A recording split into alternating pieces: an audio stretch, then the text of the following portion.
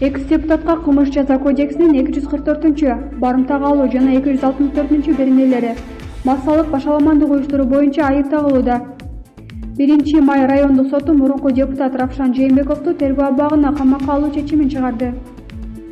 Адвокаты Замир Жошевдун айтымында Жээнбеков ал жакта 2020 жылдын 9 февралына чейин болот.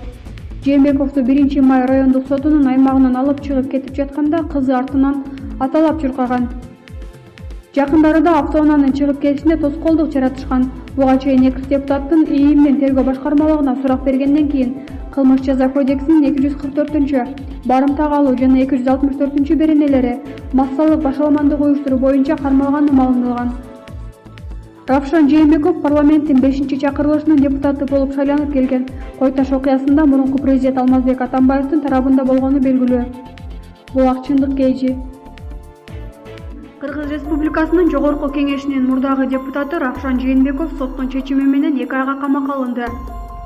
Кыргыз Республикасынын ИИМ тергөө кызматы тарабынан Кыргыз Республикасынын жазык кодексинин 244 беренесинин 2-бөлүмүндө барымтага алуу каралган кылмыш белгилери боюнча КЖБРге катталган сотко чейинки өндүрүш иликтенип жатат.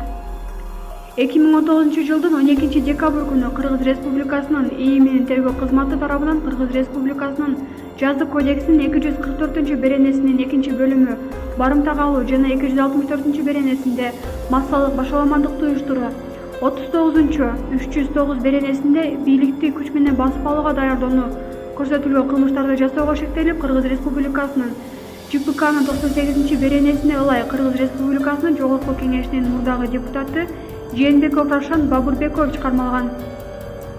2019 жылдын 14 декабрь күнү 1 май райондук соту тарабынан Жээнбековго карата 2019 жылдын 9 февралына чейин камакка алуу түрүндөгү бөгөт чарасы тандалды. ИИМдин басма сөз кызматы. Бул факт KG.